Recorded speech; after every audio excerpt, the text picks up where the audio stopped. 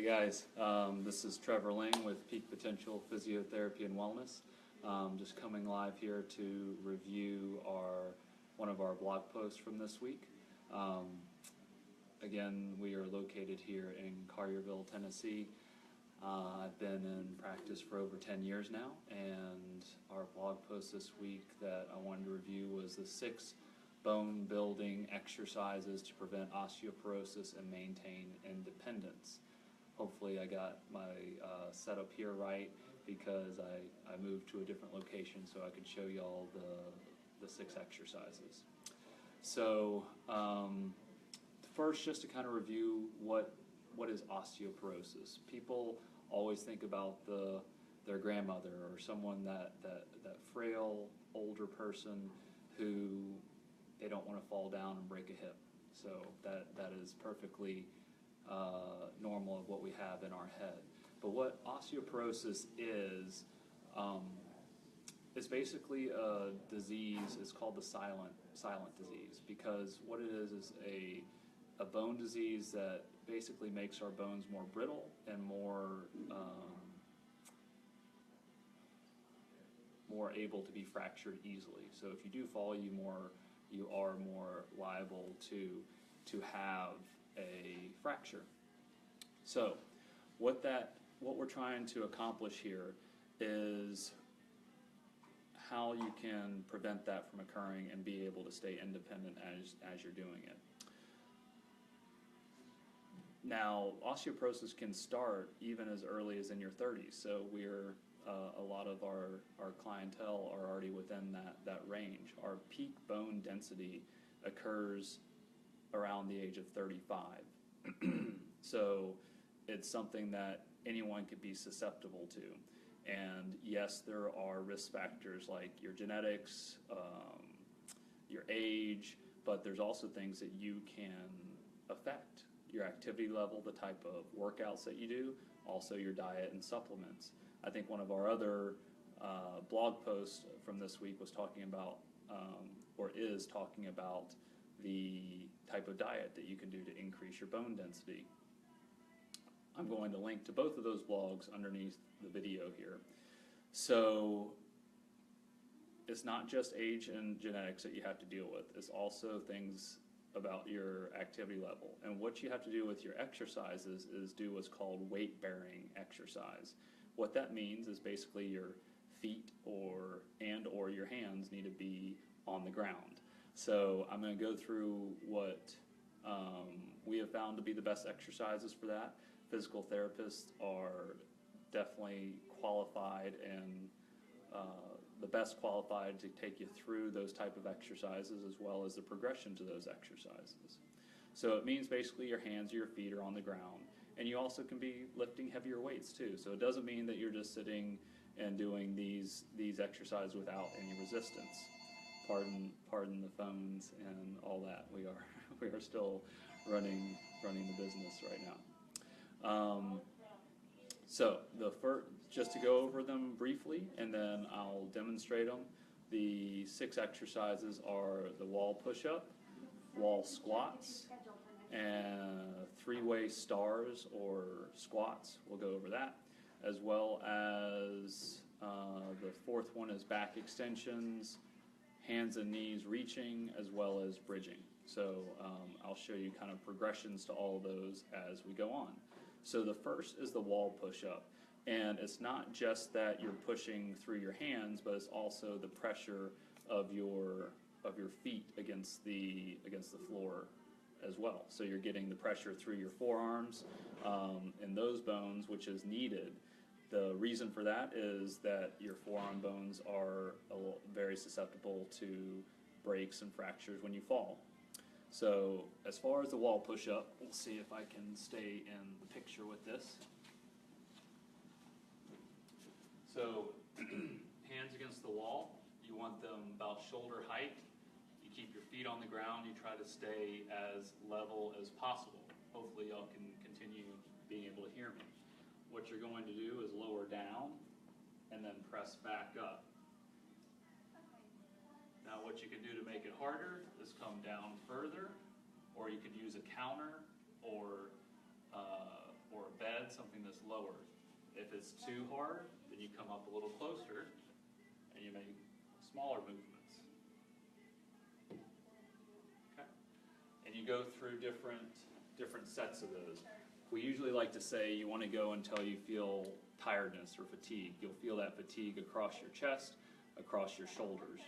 The wall squat, you definitely want to put it against the wall to be able to do that because again, you're putting pressure, what's called axial pressure, which is pressure through the spine, and also the pressure against your back, against the wall. A lot of times when we get older, you'll get that curvature in your spine. So the kyphotic curve or the upper back curve here. So by getting yourself against the wall, again, you'll be able to help that out by giving the pressure there and getting the pressure in the bones that you need, as well as the gravity through your body. Okay? So the wall squat, if y'all can see me here, is weight against the wall, feet are out, and you don't want to make sure that your knees don't come over your toes. So you're sliding down. You don't have to go too far down, but you don't want your knees to come over your toes, and then you're sliding back up. You can do this against a door that closes towards you, so it's a little less sticky sliding down. If you need it to be a little bit easier, you can just come up a little higher. Don't go quite as far down. So you're just going up and down, small motions, or again, if you want to make it a little bit more difficult, get a deeper squat in, try to get your knees and hips at 90 degrees, and then pushing up from there. A progression, adding some weights, and coming up and down like that. Go into sets of fatigue, or until you get that burning in your thighs and in your glutes. The third one is we call the star. You can also call it, people call it a single leg squat. There's a lot of other things you can call it, but it's a very good exercise.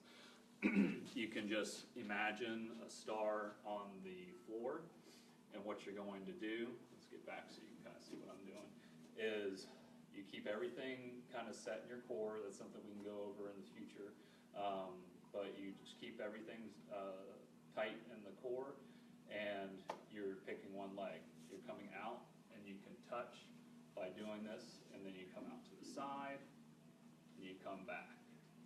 Show you from the side, so what you want to do is when you come down, you stick your hip out so that you're not leaning over here. But it's like you're sitting down into a chair just with one leg.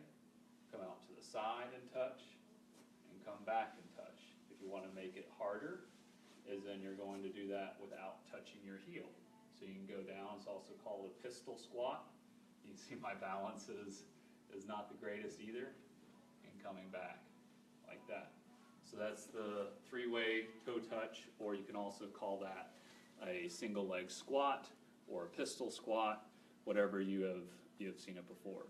The next are back extensions, hands and knees reaching, and bridging. So when I go over all those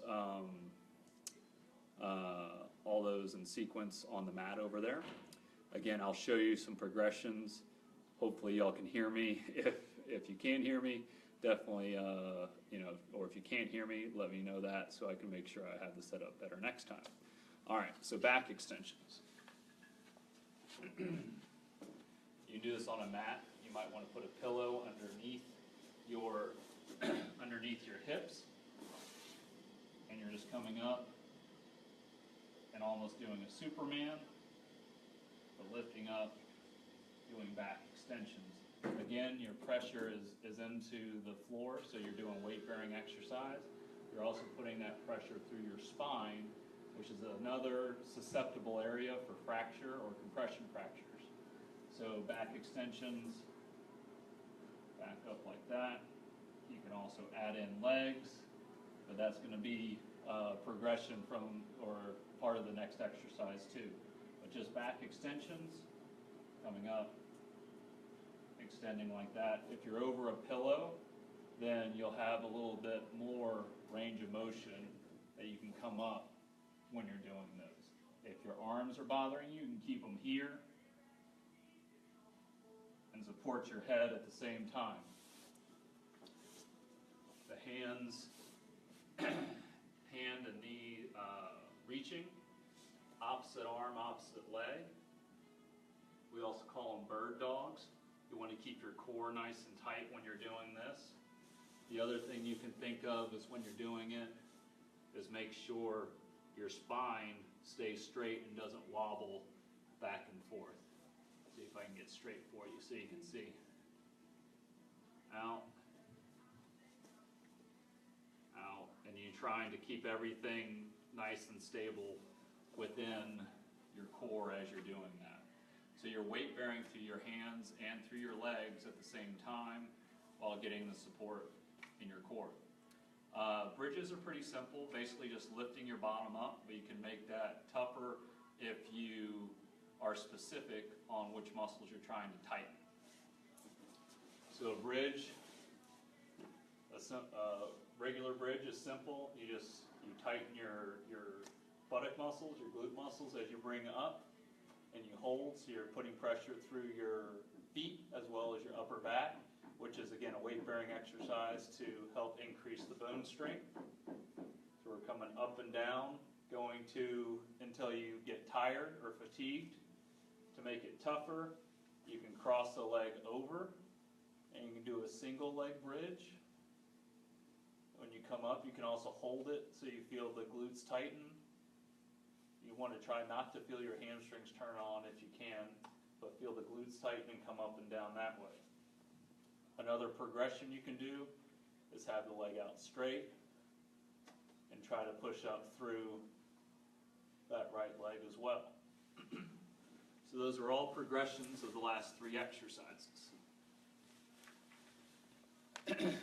So to just review the 6 exercises to help prevent osteoporosis and increase your bone strength and health is wall push-ups, wall squats, 3-way stars or single leg squats or pistol squats, they're all the same thing, back extensions, hands and knees reaching or what we call bird dogs, or a lot of people will call them bird dogs, and then bridging. And I gave you a few progressions that you can make those a little tougher.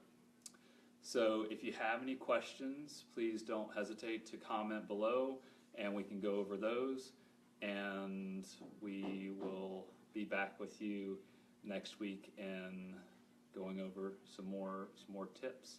If you have specific questions, please let us know and we can address those in a future video.